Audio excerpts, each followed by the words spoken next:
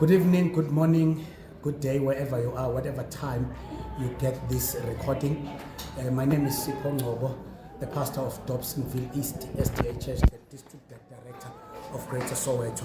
I bring you good news. I bring you an explosion of the gospel. Ebandleni lase Dobsonville East, we have a public campaign, a crusade where we are inviting you online to join us in prayer, to join us even physically. If you stay around Soweto, we call all the Sowetans, whether it doesn't matter which denomination you come from.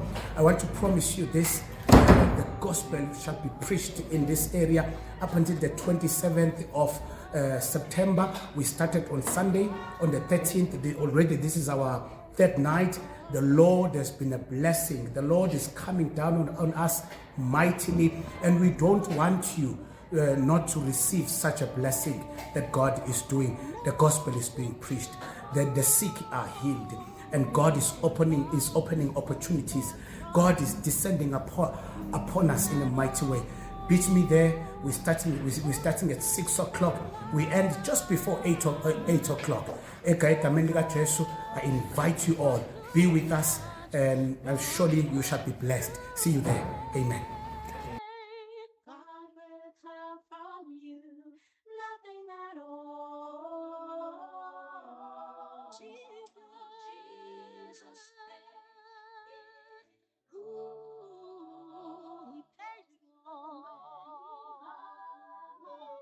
Uyabona ukuthi nangu phambili bese lo baba inkosi ikubusise ukhule insuku zakho zande ezweni uzubona abazukulu bakho lo mfana uRobert wahamba lo mfana yamudla lento ezeqhubeke ibamba inkunzi yamudla lento yokuthi insuku zakho zande ezweni ukhule uze udle inyoni zabazukulu. uRobert ngeyilanga mayimudla lento imudle aze asondele ngakulo nkulunkulu ekuthiwa owabuswa ngaye agcine ngene enkonzweni. uRobert into enza uRobert angene enkonzweni ukubamba umzalwane ongamkhulekela abantu bakaNkulunkulu egameni lika Jesu. Nibanjwe bakithi kwakunabantu uNkulunkulu ababekele ukuthi bazobamba thina inkonzi ebese thina sebabusisa. Engalushilo ezwini lakhe wathi niyakubusisa izitha zenu. We climb on a spiritual ladder. Asilwi thina nenyama negazi. Asilwi masibona umuntu osenyameni elwa nathi sesiyazi ukuthi akusiyena kodwa imimoya ephakathi kuyena. Sigibela kwi-ladder of a spiritual paradigm shift ebese siyilwe emkhathini indaba kulo osenyameni sithi Nkosi kubusise lento enginayo azuNkulunkulu akwenza ube nayo nawo egameni ngizokutshala ngithi uthukhala kodwa uthukhala ukwahamba uthi wanilethi uthukhala unozwamba uyisiqoqo kunzima kakhulu uthukhala ebese uthi nje kodwa Nkosi kubusise Inkosi kuthwe ngisho ukuthi Inkosi kubusise insuku zakho zadezweni noma sengafa mina uphile wena kuyoba ihlazo nechilo usuhlangane nami ebese ungamthola uJesu ophilayo. Inkosi noma ungazange umbone lo mzalwane noma ungazange umbone uthi nje lapha ekhona kwizono zonke Thixo oyakumehlulela ngazo lesi ungasifaki lesi nje asinabalwa umxolele umenzele umusa ebese kuthi uNkulunkulu lento wayenza kimi ukuthi ungolele emandleni egazi lakho elachitheke eCalvary uyenzele nalo mzalwane sokwenze njalo egameni lika Jesu. Amen. Amen kakhulu phakamisana bona kinga mawungena kinga lephara kusuka namhlanje egameni lika Jesu bahlangana nawe angisho ukuthi ungabaleki njalo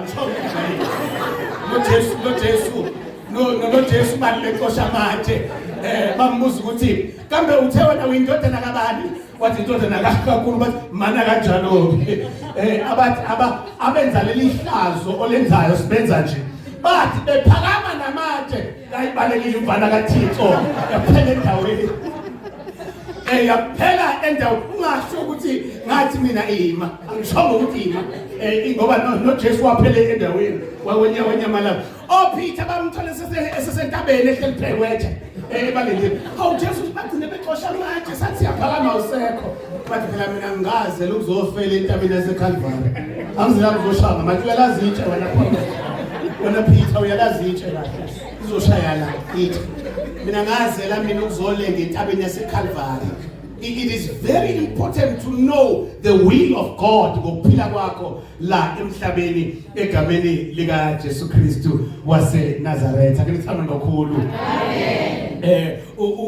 Ubaba uRobert wawa njengawe nje wake waphinde wawa.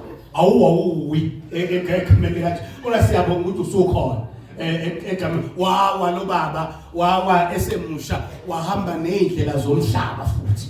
Wahamba lo baba wahamba wajubalala kodwa isibusiso sangasuka kuwe noma ehambela kude noNkulunkulu kodwa isibusiso sokuthi loya baba loya ambambe inkunzi wathi uzudla inyoni zabazukulu uzubona abazukulu isibusiso samlandela njalo egameni lika Jesu nelilanga lo baba useyabhizinisa usaphila kwisikhathi ke sokuhamba ngamakalishi lo baba unamakalishi udonsa ikalishi usemdala wenza lento ekuthiwa ubumeshenti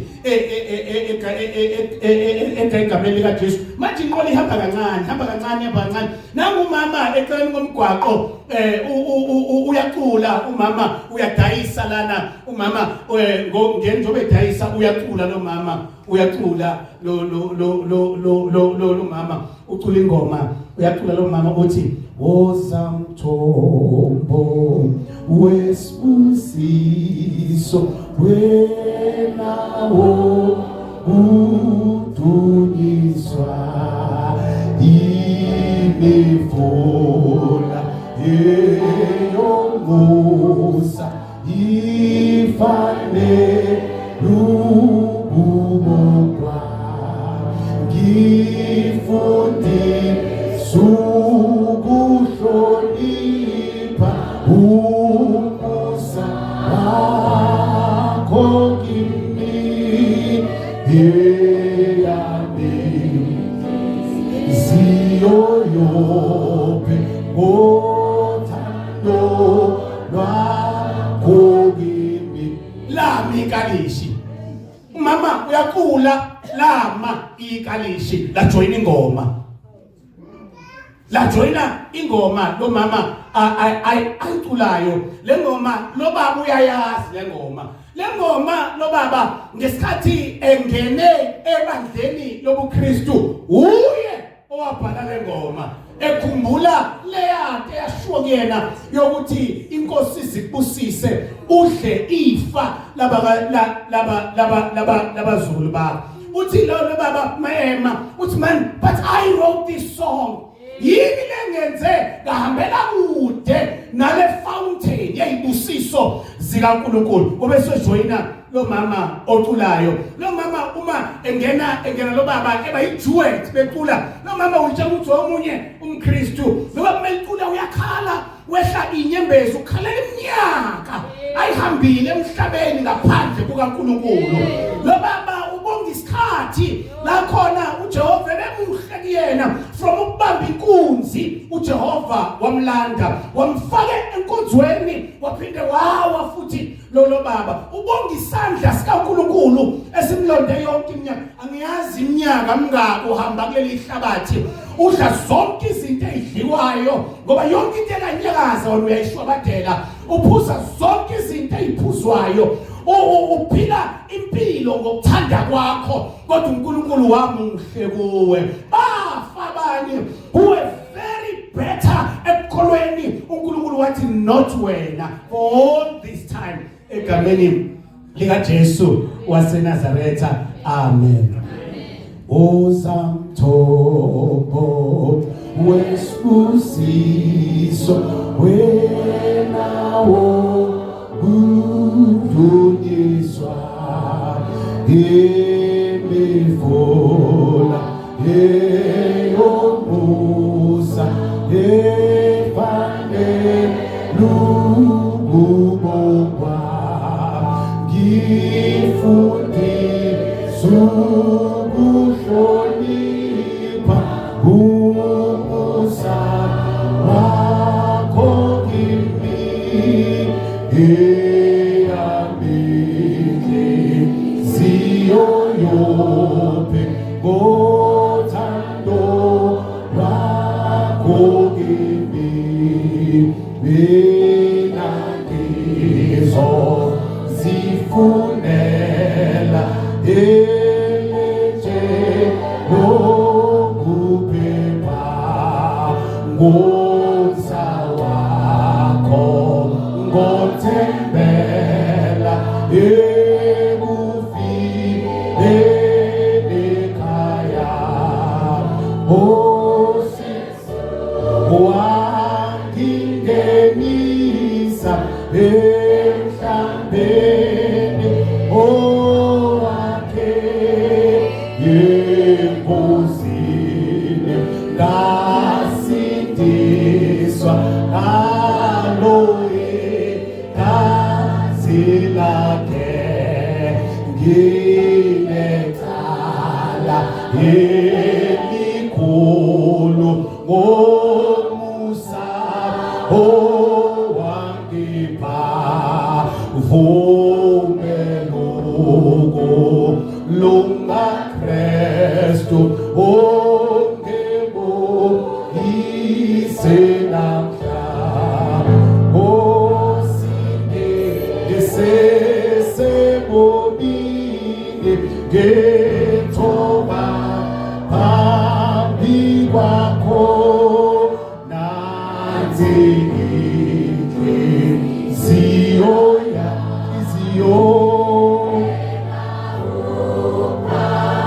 ulwakho nanzi inhliziyo yami bekawo ulwakho. Sofunda izwi likaNkulunkulu, sifunde izwi likaNkulunkulu encwadini kaGenesis isahluko esokuqala. Sifunda nje amavesi amathathu ebese siyathandaza egameni likaJesu. Amen. iBhayibheli New King James ukushicilelwa ibhalwe ngolimi lasemzini echaza ngolimi lwasekhaya. In the beginning God created the heavens and the earth.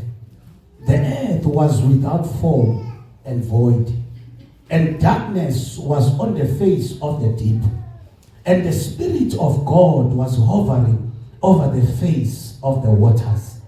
Then God said, "Let there be light," and there was light. uNkulunkulu abusise ukufundwa kwezwi lakhe. Amen.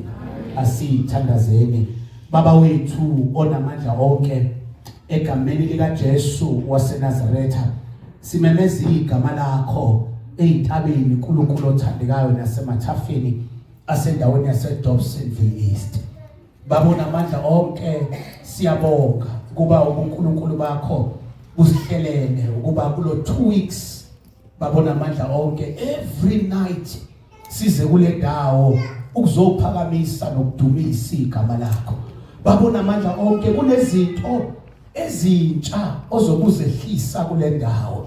Baba omuhle, uma kukhona abantu bakho kuleli dokodo abaqalayo ukuzizwa lezi indaba ezilungileyo, babolungile, cela ubaholele ebukhoneni bakho. Sicela kungalahleki noyedwa egameni likaJesu esezwe indaba ezingaka, indaba zensindiso egameni likaJesu. Baba siyabonga imali enceke yakho udaka namanzi into engelutho egameni likaJesu, kodwa siyabonga ukuthi ukwazi ukusebenzisa udaka namanzi phezulu udaka namanzi ukuba ukhuluma indaba ezilungileyo, wehlisa insindiso, wehlisa impulukiso, wehlise izibusiso. Babona amandla onke zokuthi baphulukiswe abagulayo. Sithandaza ngokukholwa egameni likaJesu waseNazaretha. Amen. Ngiyafuna lo lilo wabangcwele basendulo wabaqondi sezulwini benesibi dengo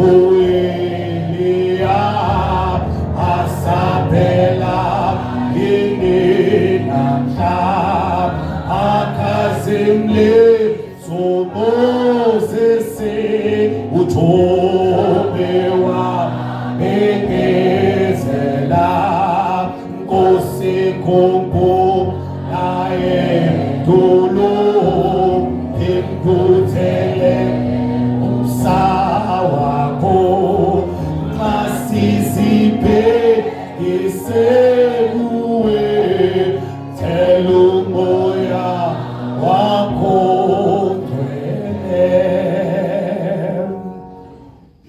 ngoba sengi-outcastwe kakhulu before ngiqala kwathiwa mina ngi-outcast yokuqala kwathiwa mina ngingama-outcast esibili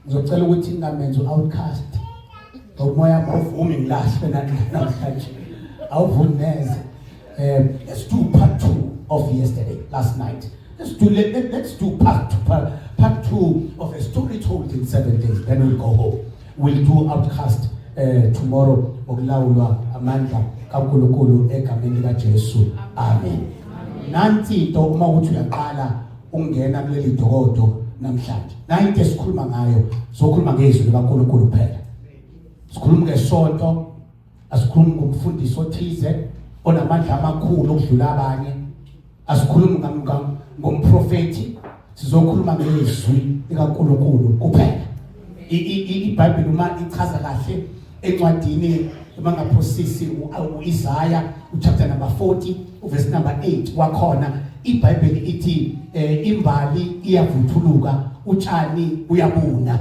kepha izwi likaNkulunkulu limile ingunaphakade sizona bazalwane la sizoyibandakanya nento emile ingunaphakade ngoba sibonile ukuthi umuntu yinto ebhubhayo into edlulayo and sizofuna ukuma nento emile ingunaphakade ngizwileke bandla lamakholwa encwadini mangaphosisi u2 Peter chapter number 1 verse number 18 wakhona iBhayibheli uma ichaze kahle ithi kukhuluma laphana umzalwane uPeter uPetru wayengumfundi kaJesu mayechaza lo mzalwane uthi nina lelizwi enilizwayo selishunyayelwa abefundisi kini selishunyayelwa abavangeli lishunyayelwa abazalwane kini uthi thina lelizwi asilizwanga kumfundisi uthi asilizwanga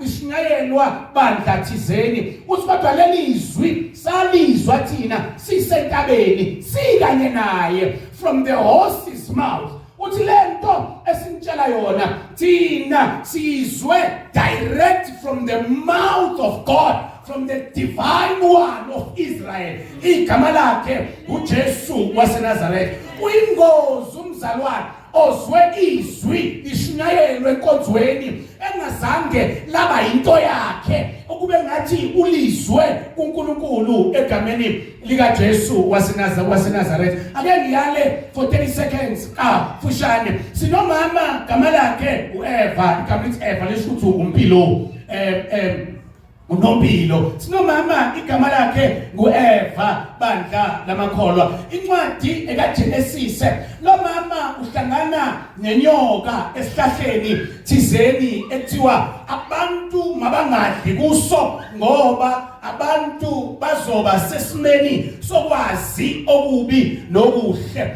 ebese laba sesimeni sempilo ongathi mfishane kodwa futhi igcwele ukuyaluza usho njalo uJobe unumber 14 uma echaza kahle uthi umuntu nje ozelwe ngowesifazane zinsuku zakhe emhlabeni zimfishane noma kithina ungaba no70 ezulwini that is a piece of ushintshi lowo weinsuku insuku Jehova ayifuna siphile emhlabeni insuku ezidlula uMethusela owafa eneminyaka engu969 uNkulunkulu befuna emhlabeni siphile ingunaphakade zibe zinde insuku zethu uthi uJobe kuboniswa impilo yozelwe ngowesifazane uthi insuku zomuntu ozelwe akethamini kakhulu nenzelwa abantu besifazane ekuthamini kakhulu asale lo ozelwe abanye esingabazi but iBhayibheli lithi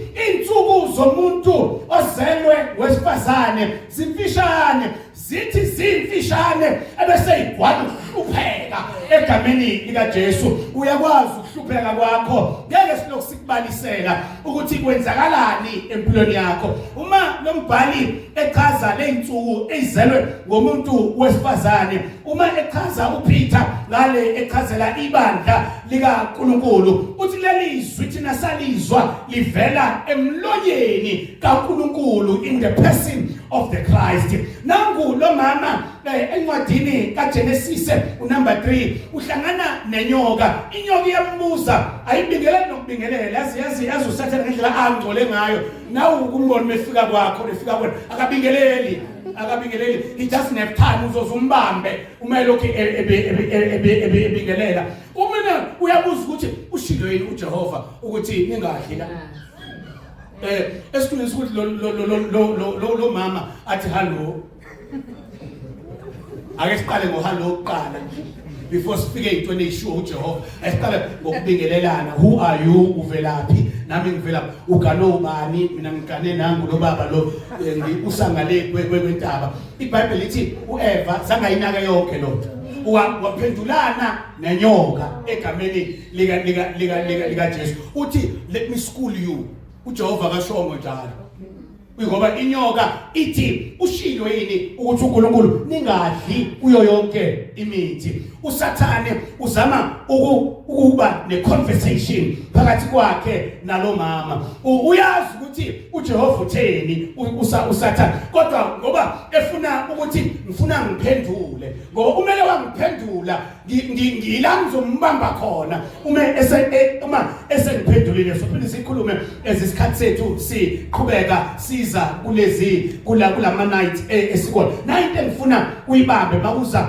ngezwi likaNkulunkulu uthi lo mama let me school you uskulu usathane inyoka endala umhleli ithi yahleba uJesu ezulwini yamhleba kwezinye ingelosi ucabanga uEva ukuthi angama phambi kaSathane who declared war with God ezulwini.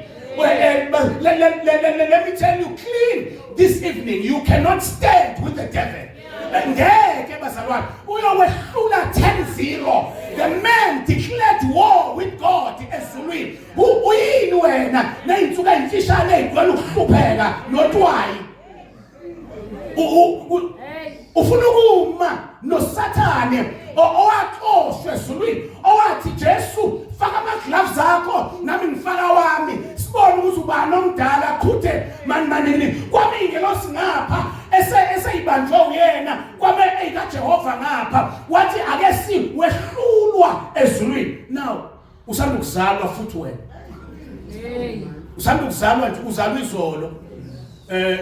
izolo but you want to stand against the devil into endala kangaka eyalwa noJehova ezulwini nangu Eva esenza isilima esenza udomoroza udomkopo iBhayibheli lithi let me school you uJehova akashongo njalo yabo uJehova akashongo uthe uNkulunkulu singadla kuzo zonke lezi sidle usiyachaza nakulesi sokuphila uthi usathana awukhona nesokuphila uthi siya recharge lapha ya uma kukhona into esingayizwa kahle emzimbeni sike sihle la siya recharge ukuze sikwazi ukuphila ingunaphakade sicharge la uthi awunicharge njani sidla nje lapha ya sidla ke nomini kodwa uthe uNkulunkulu asingadli kulesi ohlezi kusona lalela siyayibamba lapha uke washo yini uNkulunkulu kuEva yonke lento uNkulunkulu sangayisho lento uyitshela indoda uyitshele uAdam into engithanda ngoEva ukuthi but uma ekhuluma nenyoka akasho ukuthi uNkulunkulu uthe uAdam wathi yini but uthi thus says the Lord but uNkulunkulu akashongo kuye usho uAdam wasetshela uEva instruction ebekwe uJehova. This is how we teach the word of God as a church and the individuals of the church. We pass the word of God without passing us empilweni zabanye abantu bangagcini bekhonza thina abantu bengasho ukuthi umfundisi uthe uNkulunkulu uthe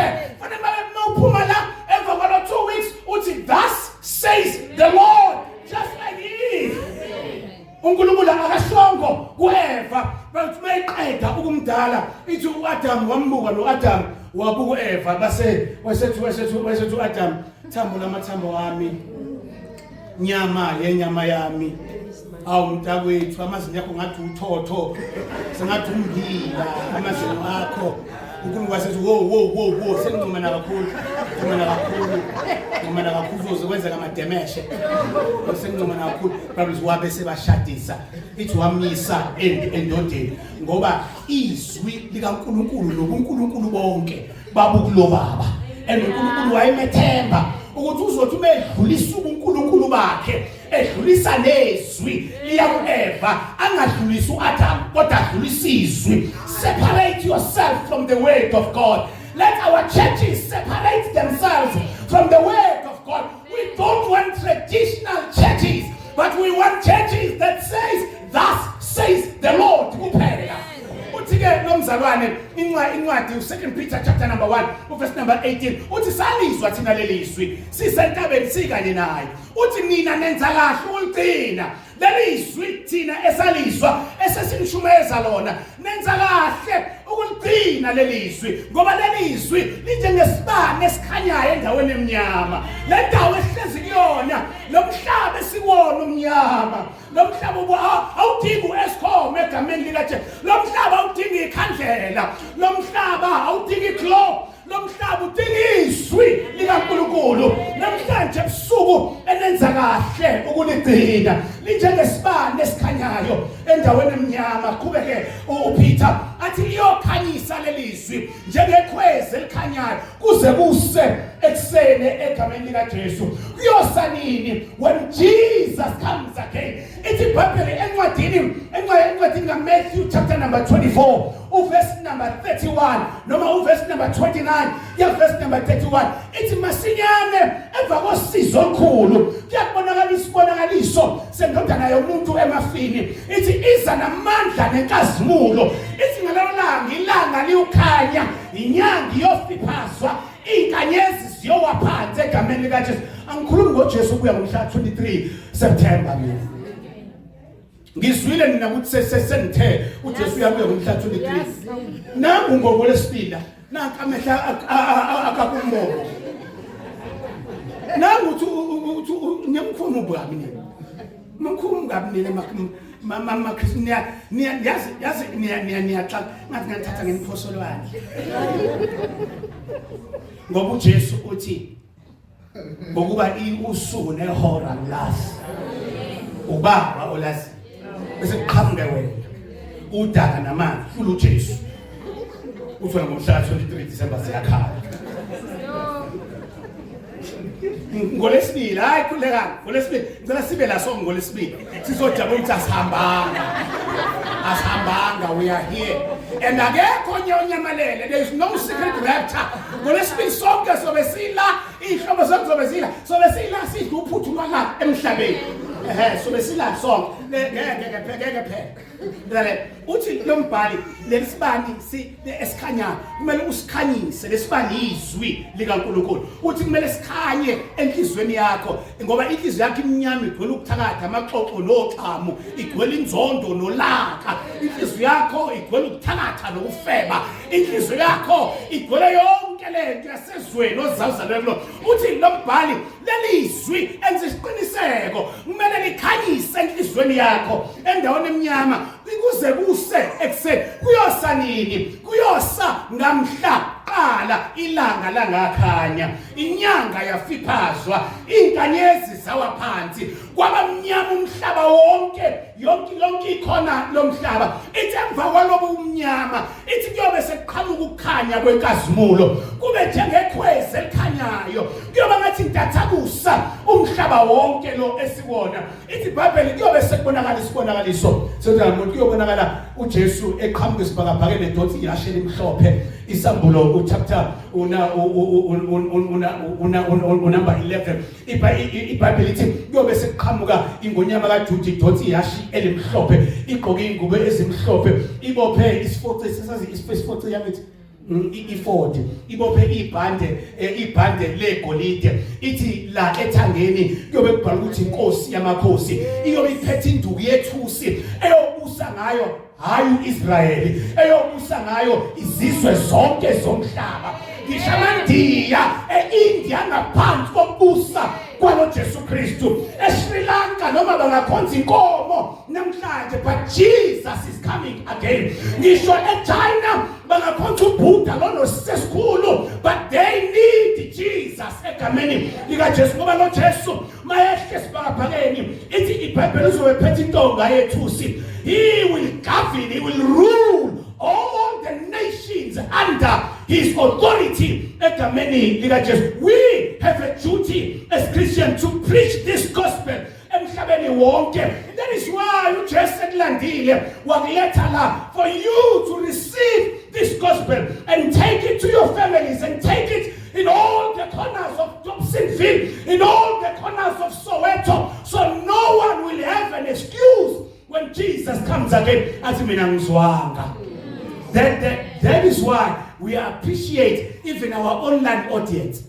Abantwana bakaNkulunkulu who are following us online, we are saying to them, if you hear the word of God, elingaqhamuki kwinceko, elingaqhamuki nasebandleni, eliqhamuke emlonyeni kaJehova, it is not for you to keep. It is for you to release and spread it far and near, so everyone will be saved. Alaba bangeke basindiswe, at least balizwa liyobamangalela ngomhla wophela. Ngilale kahle bandla la makholwa. Sikhuluma indaba enkulu, a story told in 7 days. Uthi umbhali ekuqaleni uNkulunkulu wadala izulu nomhlaba. Uma uya ema-university uzothola ukuthi kunabantu abezothiwa ama-scientist. Labantu laba uma bebala ukuthi umhlaba unesikhathi esingakanani, babala bafinyelele ekutheni omunye ke bayaxabana kwabona ngoba ngeke phela uhambele kude noJehova ungaxabani. Omunye uthi u5 million years, omunye uthi u-billion years umhlaba, omunye uthi hayi wena uthi ubani abuze omunye uthi wena waze ngani ukuthi u500 million years umhlaba ukhona. Athi lona hayi sathesta itshe elasitshela bazalwane batshelwa itshe. Labazalwane batshelwa anizwanga leyo ndaba. Labazalwane batshelwa yitshe ukuthi lo mhlaba u500 million years, u-billion batshelwa yitshe. Nalo futhi itshe elingazilutho njalo bazalwane lihlalele itshe. Lisidalwa sikaNkulunkulu kwatshelelelelo. Babebuza ukuthi itshe lingitshele kanjani ngoba alikhulumi. Bathi cha kunomshini esubeka etsheni bese umshini uyabala uthi leli itshe leli lineminyaka ewu5 billion years. Hawu siyabuza thina kabazalwane abendlu yokholwa umshini lona ukhandwe ubani? Ukhandwe yithi futhi ithina sikhanda umshini lo mshini ozobekwe etsheni ebese itshe liyakhuluma. Webazalwane uma ungena uNkulunkulu sijayizolo wingozi kuwe, wingozi futhi kithi. Umuntu ongena uNkulunkulu ukhanda umshini wakhe okhandwa uyena, awukhande yena bese ubeke etsheni. Angifisa ngabe ubengawubeka kithi okungcono, awubeke kithi, awubeke kuthini, ubeke etsheni bese itshe liyamtshela ngomshini ukuthi mina ngu500 million years.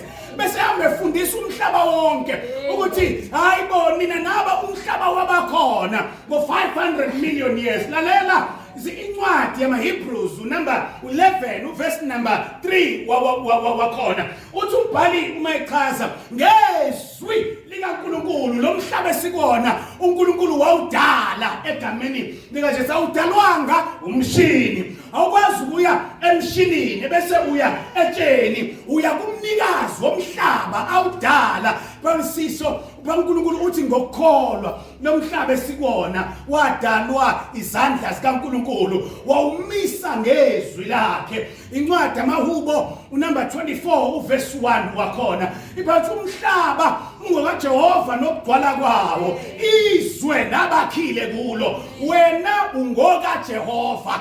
Mufuna ukwazi noma yini ofuna ukuyazi kungcono iya kuJehova, and we go to the Lord ngezwi lakhe egameni likaJesu, ngoba izwi lakhe lisitshela ukuthi umhlaba esikwona uno 6,000 years ukhona egameni likaJesu. From creation up until the cross it is 4,000 years.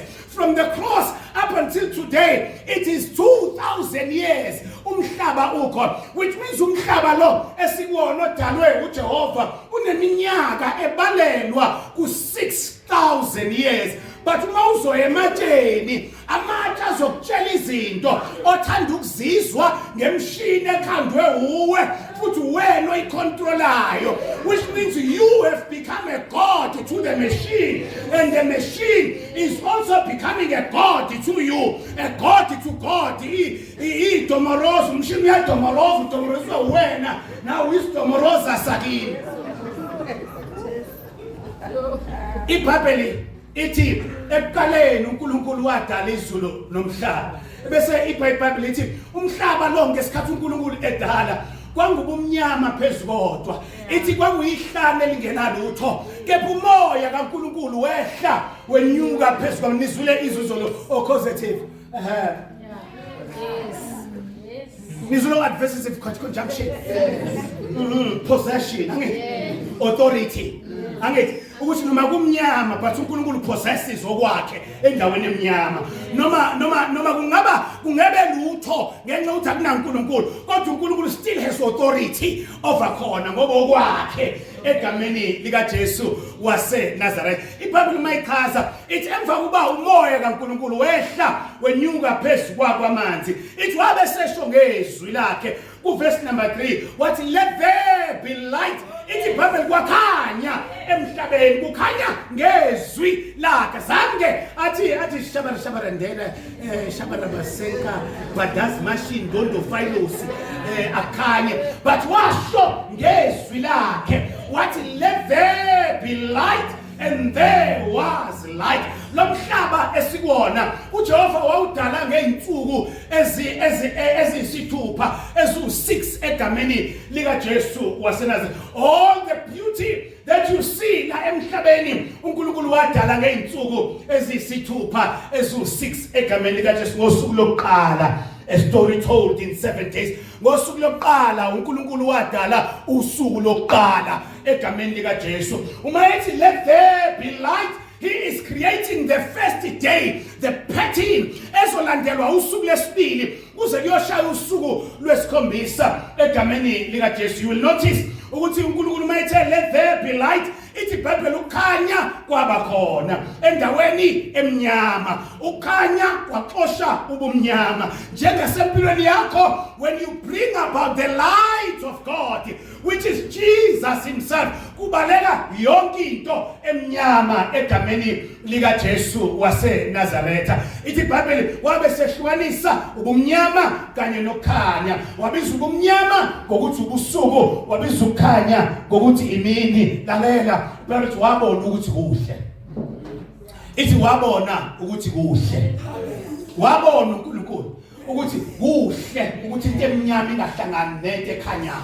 Njengawe uma uwashe ekhaya uyabona ukuthi kuhle ukuthi impahla ezimhlophe zingahlanganiswa nezimpahla ezimnyama, ngoba ubumhlophe bezimhlophe uzonyamalaliswa ungcola kwempahla ezimnyama. Ngithi udomorozo nekhaya mawasha awufaki impahla ezimhlophe nezindaweni nezimpahla ezimnyama, ngoba lezi izogqwala phela zithatha umbala wento emnyama egameni likaJesu. Manje mase kuza ngasekukholweni, yini wena uhlanganisa izinto ezimnyama nezinto ezikhanyayo?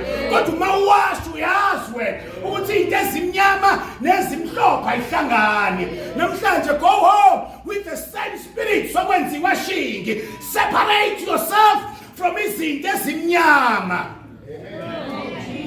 uNkulunkulu wabona ukuthi kuhle egameni lika Jesu. Yabona ligama lithi wabona Clive ukuthi kuhle. Igama leli loli igama uMoses ulimo ayilikhuluma ngoba iphelela libhala ipeni lika Moses. Uzolinosa igama lithi wabona ukuthi kuhle. Igama lepeni kaMoses kuMoses wayikhuluma iHebrew ngiyathi lameni. Ya, ngibuza mina phela ngaficane nalapha. So wayekhuluma iHebrew uMoses webogogo wayekhuluma iHebrew uMoses. Lalela uMoses kuthiwa uma ethi uNkulunkulu wabona ukuthi kuhle akazange asho ngesizulu. Akazange asho ukuthi ngesingisi wabona ukuthi it is good. But ama interpreters athi leli igama Moses ayelisho ngesingisi ngesilungu lithi wabona ukuthi it is good. Ngolimi lwesizulu wabona ukuthi kuhle. Ngolimi lwesisuthu wabona lento oyaziyo ngesisuthu nangesitswana. Ngeke phela mina ngikhuluma ilinge phela. Ngeke sengibona emkhathini ukuthi manje ukuthi ngeSportuguese kwakusho ukuthini ukuthi kuhle. Ungikhwethe ngaphandle ukuthi ngeSportuguese kwakuthini lokho point inkosi. Into engiyazi mina ile ukuthi uma uMoses efika kule ndawana ngepeni eliphefumulelo ethi uNkulunkulu wabona ukuthi kuhle wathi ngolimi leHebrew mazel tov. Hayi man hayi. Yeke mina sengiyahamba njengo Enoch. Yeke abantu masengihamba ngomazel tov I'm going home. Angisekho nani sengibona sithathu man. Khuluma ilimi zabo Moses egameni lika Jesu. Wathi uMoses mazel tov. Utangiphinda kulo ndawana. Ngiza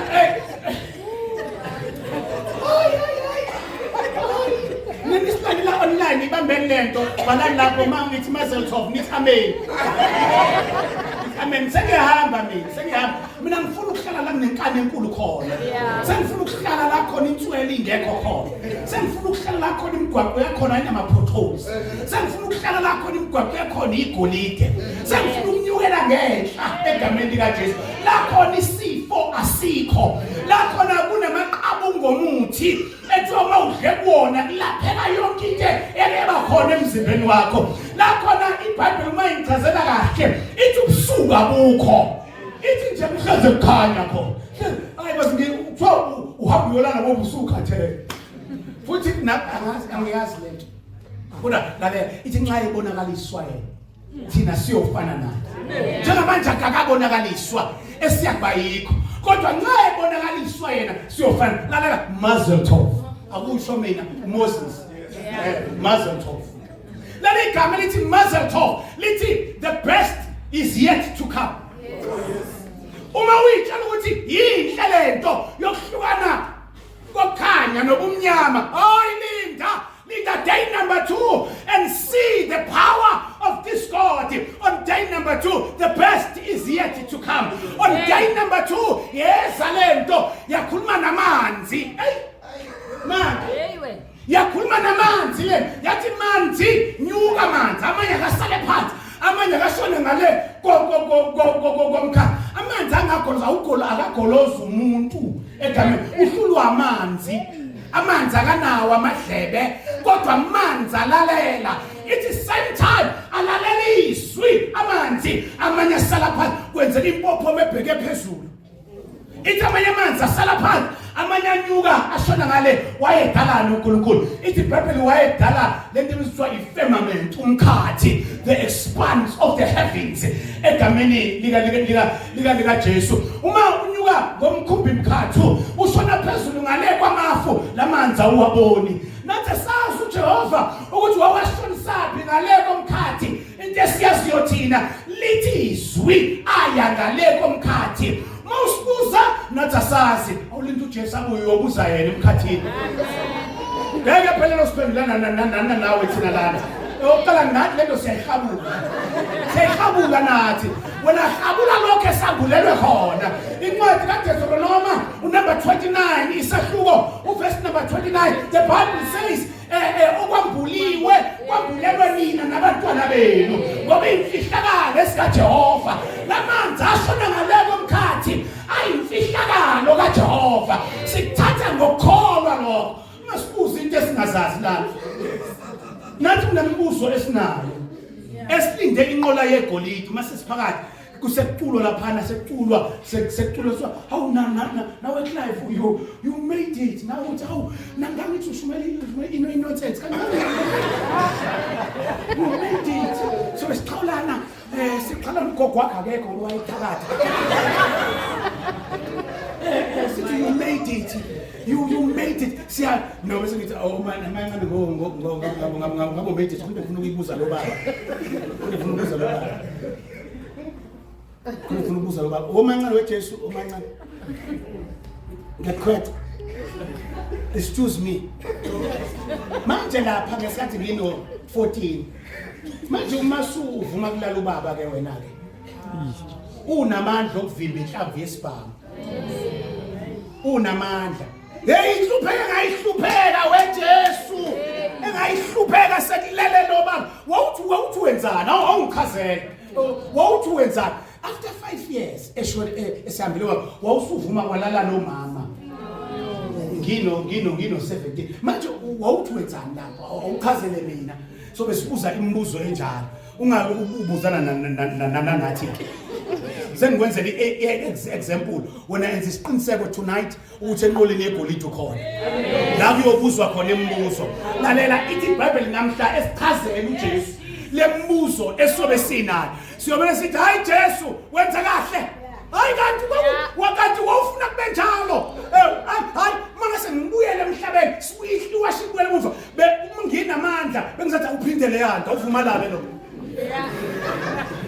kanti wawenza into ukuthi mina ngikwazi ukufika kule ndawo engikuyona egameni lalela day number 2 ithi iBhayibheli uNkulunkulu wabona ukuthi kuhle amanzi esengale amanye amanzi ephansi iBhayibheli mayichaza kahle ithi wabona ukuthi kuhle sisho sonke bazalwane asisho sonke wabona ukuthi kuhle asithi maze ngenani endaweni le engikuyona sambeni sonke njalo wathi mazel tov the best is yet to come the power that you saw amanzi enyuka amanye esala phansi ungasali kulento uzwitshela uJehova ukuthi amandla akhe use-exhausted asephelile wait for day number 3 the best is yet to come iBhayibheli day number 3 wadala vegetation but ngola amanzi umhlaba wonke wadala ivegetation bayithi wayala amanzi yama elento yakhuluma ngezwi yathi manzi qoqana ndawonye okay yabo awukho umshini la awukho umshini okhanda umuntu izwi amanzi akho ithi wayesethi manzi aphuma umhlabathi omileyo ithi iBhayibheli aphuma umhlabathi omileyo bayithi sekhona amanzi wabe sebiza amanzi wathi ulwandle wabe sebiza umhlabathi omileyo wathi it is the earth umhlaba iBhayibheli sethi umhlaba wala zonke into green utshani umango uphopho yonke into ulamula yonke into ayiphume it is same time utshani baba khona roses nemjolayo abakhona madala ngana ama roses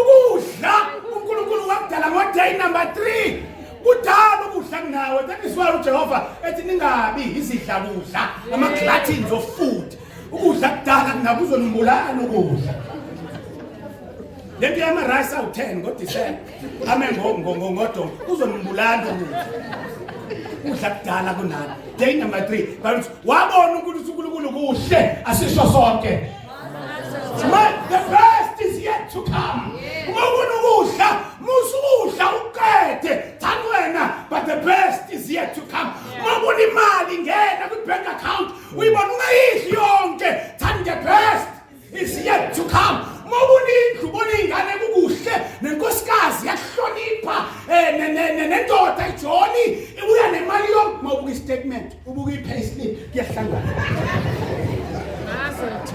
ubothi nje ekhaya mazel tov Jehova mazel tov Mazelto mayiphasini ingane esikoleni mobuka ama-reporti moguqa phansi uthi nje wathi uMoses Jehova mazelto. The best is yet to come. Injabulo yami ayizuphelela la. Ayizuphelela kulendlu. The best is yet. Ikhona indlu yaphakade. The best is yet to come. Day number 4. Nkulunkulu ma edala Bible to wa esibhakaphakeni wathi akube khona ilanga. Wadala ilanga elizokhanyisa emini. Ebusuku wadala inkanyezi. Wadala inyanga. Ezokhanyisa ebusuku not le nyanga lo ihambayo. Ekhanyisa ebusuku. Ngoba ngiyawazi ubhizi Kwana phela ufuna ukuphumelela. Ufuna ukuphumelela angiyengithi. Kodwa manje nanyanga enkulu ke manje sekunikeza wona. Nango ngaphezulu kokhehlelezi. Ngabusaya eNigeria, nansi Nigeria. Ngabusaya eBenin manje. Ngabusaya eCote d'Ivoire, nansi. Ngabusaya eMozambique naseSwatini. Nanyanga enkulu. Igama la uthi uJehova in the person of the Christ. Itholakala ezwini egameni lika Jesu waseNazaretha. iPhiluma ithatha kahle ithi wadala lezi inkaniso primarily iwashi lewayidala iwashi. Uma ubona kunelanga isemini vuka musukulala emini. Uma ubona nje kunelanga isemini hamba osebenza. Hamba osebenza. Hamba osebenza musukudlala musukuvuka ngo10 wena. Mesuthiwa uvukela ngokuthi uthi angisebenzi. Hayibona. Awusenzi kanjani igceke lithi? Amakhethini lawa njobe njene egcwele udust. Amawindi lawa. Uzoklina nini wena? Musubona ukuthi sekuhla kuna ekhaya hamba kwamakhelwane. La emhlabeni uzosebenza. Uzosebenza la awuzela uzodlala. Thou shall work for 6 days. Akushiwo ukuthi thou shall have a job. No, so thou shall work. So sebenza ngoba wena wadalelwa ukuzosebenza la. Hamba amakhelwane uthi ngicela ningithulele amakhethini. Lento yokholwa iyahlangisa. Ngeke uphile kulento. Yabona uma umbeqe ngeke ulibone izulu. Lento ifuna ngathi unomdomoroza kancane inohlanya kancane. Umanager uthi mama khona cela ninginikeze igeja ninginikeze lepoloko. Bathi yini uthi ngifuna ukushayiceke la ekhaya. Ngeke phela kube kuhle lapha ekhaya la ekhaya usale benje nehlisa iveli yalapha ekhaya. Ushayiceke bazokubuza ukuthi awuyini bese uthi alishawa ilento engidlile. Yilento idlile bese uthi izwi. Aklini mina kuklini izwi. Bese bazothi bathi ngoba abantu abasha bayakholwa bonke. Le nkolo yakho yenjani? Bese uthi yezwi. Akuyoneka pastor, akuyoneka apostle, akuyoneka mfundisi, akuyone ebandla izwi. Lento eklina ekhaya izwi likaNkulunkulu. Hey baze baklinelwa omakhelwane benu. Bebantu ngafisa ukuba umakhelwane wenu. Nami ngizongiliyeke nje igceke bese lokhu ubheka ithi kade uhamba iCrusade uklina nini? Kanti yini lapha obuyoyizwa? Ubuzweni lapha. Ngoba lento izwile fanele ikunika amandla okuzoklina lakho kwami. Lalela secondary primarily kwakuyiwashi elisho ukuthi uma kukhanyisa inyanga neyinkanyezi isebusuku hambola suke emgaqweni. Akekho umuntu la ozoba semgaqweni ebusuku.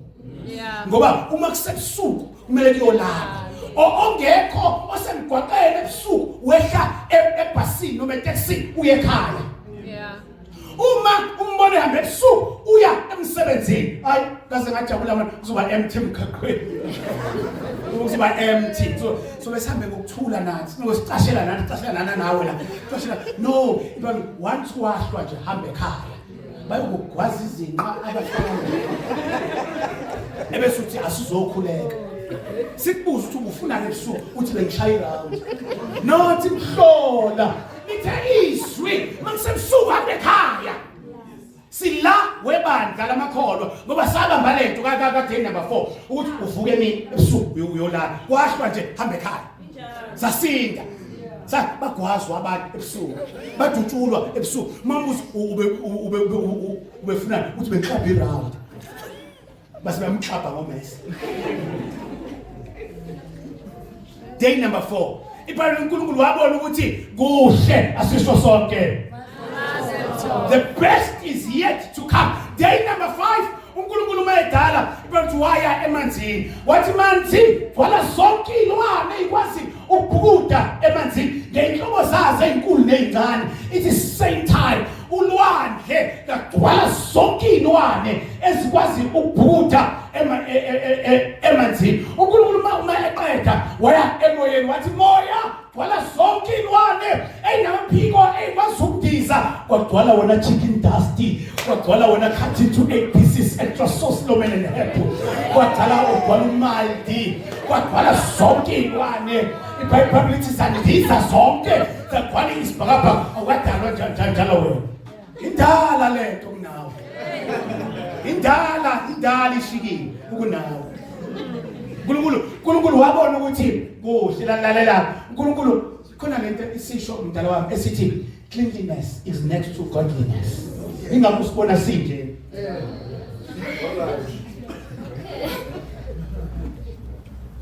Lalela. Cleanliness is next to godliness. Ingakho usibona siyageza.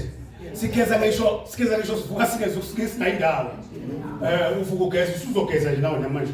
Usuzogeza ngoba usuzwile ukuthi lento yongagezi akuyona into kaNkulunkulu. uNkulunkulu uyakuvakashela wena. Siyakuvakashela ukuthi ngusiyami. Insindisa yikho la. Ubona ngongagezi. Cleanliness is next to godliness. Uyasibona ngithi safika la kuleli ivangeli singakwazi nokukhala block. Buka man.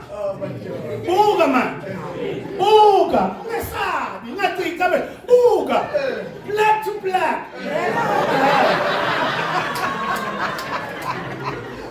Bese say block ngo white. Hayi ngoba kunjani kanjani. Hayi izwi. Makuyikhipha kodrop. Yakhala lento ngaphakathi kodwa labo khala bakho. Abahlangana lento. Ahlabona ibhluka lakhe elibrown nalishethe eliyellow ngeke. Uzothi mawukhuluma ngezwi lami lapha bambebhizi bathi kodwa kosami nopinki ohlangana nomustard. Ngizoze ngiyoqeda khuluma ngalo pinki nalo mustard. Begoduka bembeyema emakhaya bethi kodwa uyashumayela yena. Kodwa angizwanga lutho mina.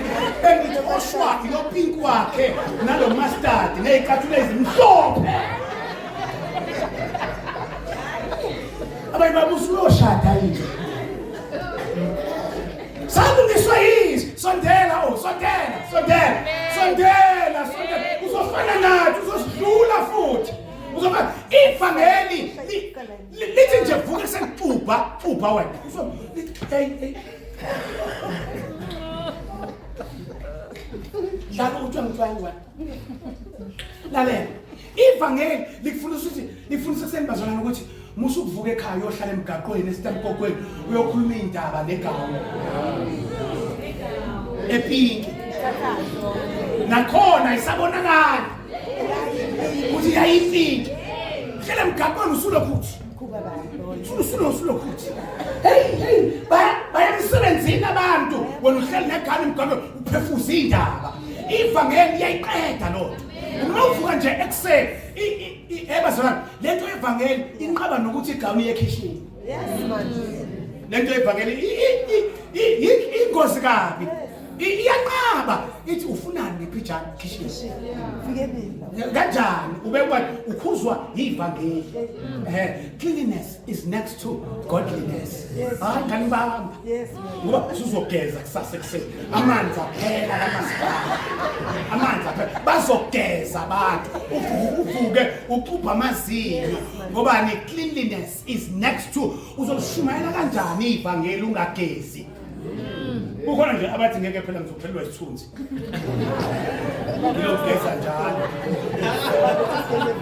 Ngiyogeza njalo. Uzoze kuphela lento yasekhaya. Cha, geza nje. Asifuna ukuthi kangaka, kodwa geza. geza wena lalela uNkulunkulu ngenxa ukuthi ubuclean buseduze kwenhliziyo yakhe emanzini lapha wadala ilwane ezocleana emanzini ithawula Okay. wadala ithawula elizocleana laphana emanzini uyabona nje ucrayfish isilwane sokuclean ithawula yabona nje ama prawns ithawula njoba wena nje phambi ujola ngama prawns awu8 uhlezi lapha ya eDobiyo ubhizi lokudla into ekubukayo phela ngiyidlula khona ngidlula nami ngithi kodwa kwase mayidlanga nento abayibuka iyababuka lento ivula amehlo lento iyakubuka ibuka bese lokho ehlephula bese yayinca lento yayinca umunca kufana ukuthi balothi umunca ithawula umunca ithawula nidlamanyala ubhabula uJehova wayudalela ukuthi uclean emanzini uma ungazwanga kahle iya ku Deuteronomy chapter number 14 uya ku Leviticus chapter number 11 angizozisho zonke kodwa sibhaliwe lezilwane uthi uJehova zi-unclean igama lithi unclean lithi full of diseases and sicknesses which means mawudla lezilwane uzoba nokufa ngaphakathi kwena lezilwane uNkulunkulu wayedalela uclean nezilwane ezindizayo la uJehova wadala ithawula lakhona elizoclean ama vultures khona lokho kubizwa kuthiwa umfundisi lokho okumhlophelana lokho okumnyama uma thina sakhulela nje emakhaya uma inkulu ingawachamiselanga wonke amaqanda kube khona lawa abolayo abe nanto bekuthiwa umantshu egameni lika Jesu anuka inkulu yanuka lonto kufika lezilwane ke fike ihlale phezulu kwefuku bese zidla lamaqanda anukayo hayi azixoshwa ngoba zizoclean ama sicknesses and diseases ngoba lamaqanda uma balekha sizogula siguliswe ukungcola kuyagulisa lento ukuthi uhlahlale unomkhuhlane geza sometimes awudingi wena antibiotic amazi nensipho geza uzobona ukubona na uma uphethe umkhuhlane mala wageza hawu ngasizwa ukuthi sekuyona nalasekhaya abantwana abancane abagulayo because umuntu begula kuthi geza asizuthandaza ungagezanga wasinasihlale ngumthandazo kanti inkinga iseshaweni uthi phuma eshaweni umuntu eseqoka indaba uthi I told you bese ngathandaza ngithandazela into engekho amanzi ekhona yebo uJehova uphendula umthandazo esinikezile iremedy yokuthi lento singayiqeda kanjani amanzi geza wadala ithawula ningalidli ithawula nanti into yokusula into ugeza ngena ngasobamba ugogo ozahamba la emgaqweni noma umkhulu ongenakhaya noma iphara silgezi ngethawula ngoba uyathanda nokudla amathawula bese awumunceke la ngoba wena uyathanda ukumunca amathawula day number 6 after uNkulunkulu eqedile ku day number 5 wathi Mazel tov. The best is yet to come. Day number 6, wadala igubesi. Wadala inyoka. Wadala oxamu. Wadala zonke ilwane ekwazi ukuphila zihambela emhlabeni. Zonke zadalwa on day number 6. Nakhona kunethawula lakhona. Cleanliness is next to godliness. Lalela, ingulube nje ithawula. Yeah. Hayi ukuthi kanjani iyeke lento ukuthi ngubene zinamademoni ayikho lokho hayi namademoni ngulube zonke ilwane zinamademoni mademoni igalo one of ithawula lokukhinela emhlabeni ingulube usathana ngendlela angcole ngalo ushintsha igama esifuna ukuthi uyidle ushintsha igama athi hem uyabuka nje umuncana nethawula uyabuka ashithi igama athi bacon now uyibona isithothombene lento isithothombene sifrayiwe lento sifrayiwe uthi eggs and bacon uzucijisa umlomo njengenyoni udla amanyala udoti amanyala uSathane mesefuna ukuthi udlinto engadliwa uyishintsha igama ayithi uyakwazi ukuthi avudomoroza kodwa nje uma se uweta laphana ufike uthi ngifuna ibacon bese uthi uweta ufuna ingulube ingqondi yasho ukuthi hayibo ithawula nje le kodwa kumele ayishintshe le athi bacon athi ham ama ribs athi ribs yabo akushiyo ukuthi imbambo zethawula kuthiwa spare ribs ebizwe SPN isiyofika ipinki lento lana ipinki usuloku uyidlake esengathi ungcono siyathi yabona lo ngishangacela uthando sibabili emhlabeni engekho ngiyomtshela kahle ukuthi soze mina ngihlale ngimbathe nethawula ngeke ngidla amathe ethawula soze egameni lika Jesu into yokugcina uNkulunkulu ayidala ngo-day number 6 wadala umuntu Amen.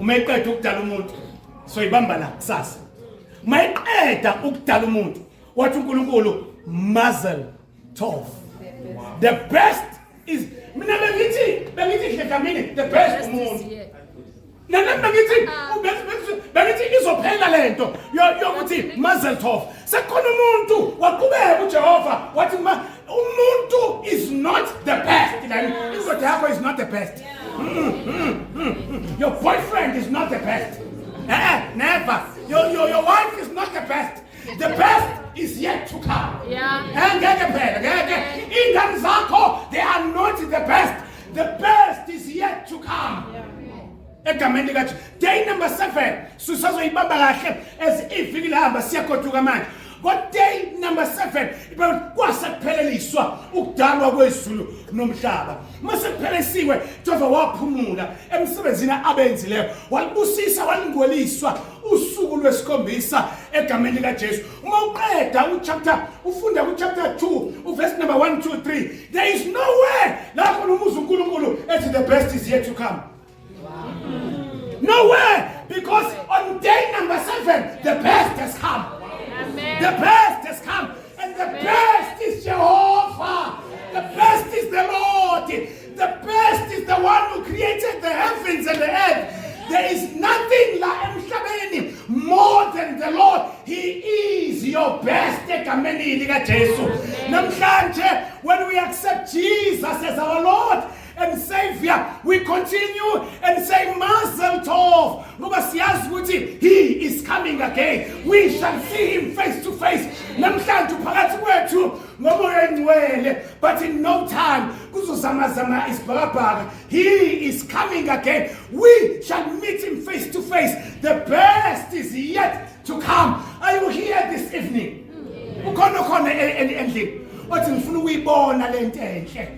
Ewubuso bukaNkulunkulu when he comes again umanume ngeenyawo sikhuleka khumbula ugeza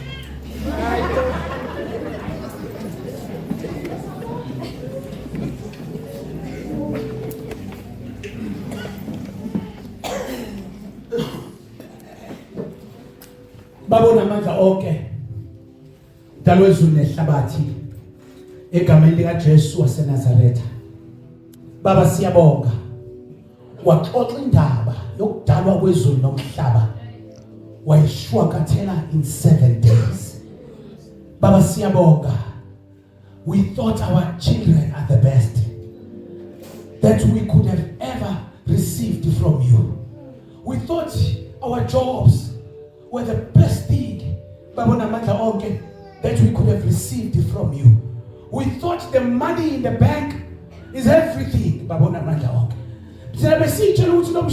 Now it is the best gift that you can give me babona amandla onke. Baba besitshela ukuthi let us see the gift of life is the best thing. Mayinikeza umuntu babona amandla besishayekele, we missed the mark. Baba siyabonga ukuthi the very best gift that you could ever give umuntu was yourself. Siyabonga uNkulunkulu othandekayo. Mhlawumbe ingakho uthi kuMateyu 6 verse 33 uthi funana umbuso kaNkulunkulu kuqala. Wawusuthi lokulunga kwawo. Wawusuthi konke kuyakwenezelwa. ngoba the best is you. The best is our Jehovah. The best is our Lord. We want to receive you. Njoba sinenge nyawo. We receive you as our Lord and Savior. Siyathandazeka egameni lika Jesu. Keep us safe tonight. Keep us safe during the day tomorrow. Up until we come again tomorrow. Sizos ukuthi, what is it that makes us outcast? Yini le enza ukuthi ama-outcast abantu abalahlwa njengathi kodwa babe nengcaphephe yokungena. Bakwazi ukungena embusweni wakho. Singena kanjani Jehova embusweni wakho kanti sesalahlwa ngenxa yesono? Baba omuhle, the best is yet to come. Siyabonga egameni lika Jesu. Amen.